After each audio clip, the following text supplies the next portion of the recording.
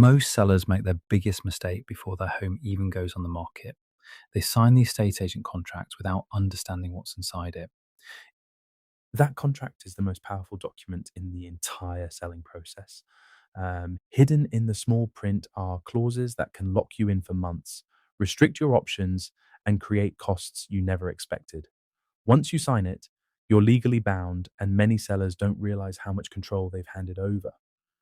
When an estate agent visits your home, the focus is usually on the valuation, the pitch, and the personality of the agent. But the real power sits in the contract. It determines how long you're tied in, what you can and can't do, what you pay for, when you pay, and in some cases, who you're allowed to sell to. Most sellers don't see the implications until they're already committed. By that point, the contract is enforceable and the options are limited. The first area to check is the time period. Many agents push for 12, 16, or even 20-week tie-ins. There's rarely a good reason for this. A capable agent doesn't need 4 months of exclusivity to demonstrate progress. A fair tie-in is 4 to 6 weeks. Long tie-ins exist to protect the agent, not the seller. If the marketing is weak or the communication drops, you're still locked in. Before signing, ask the agent to justify the length of their tie-in.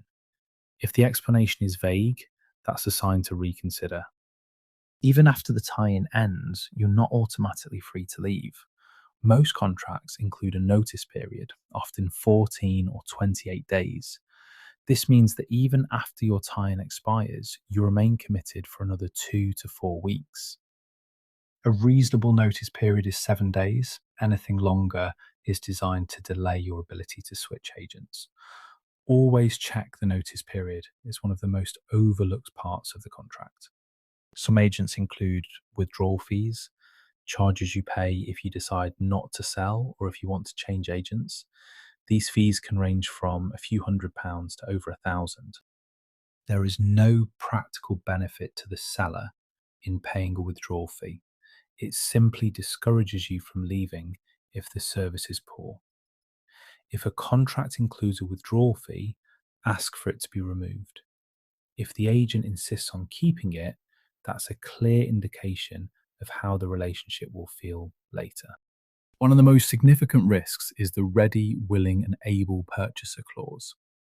This clause states that if the agent introduces a buyer who is ready, willing, and able to proceed, you may owe the agent their full commission, even if the sale doesn't complete. This means you could be charged if the buyer withdraws, your circumstances change, the chain collapses, you decide not to move, you choose a different agent, or you never exchange contracts. This clause places all the risk on the seller. If you see it in the contract, ask for it to be removed. If the agent won't remove it, do not sign. There are 3 main types of estate agency agreements in the UK. Sole agency means you pay the agent if they introduce the buyer. Multi-agency means you pay whichever agent introduces the buyer. Sole selling rights means you pay the agent regardless of who finds the buyer, even if it's someone you already know.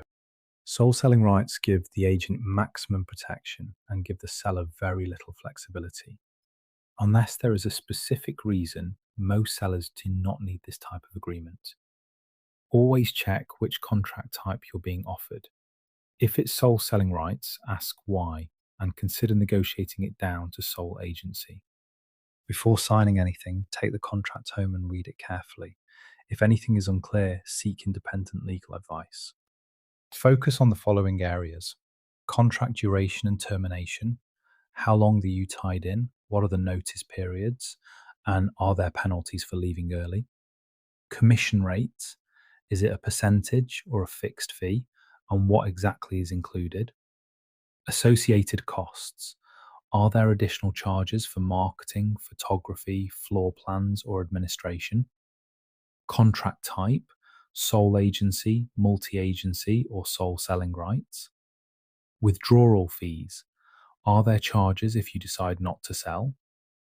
Ready, willing, and able clauses, if it's present, ask for it to be removed.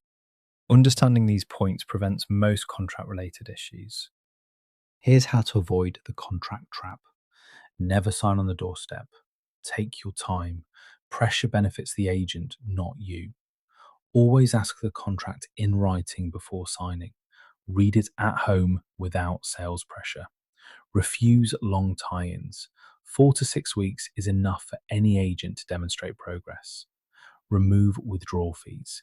If they insist on them, reconsider the agent.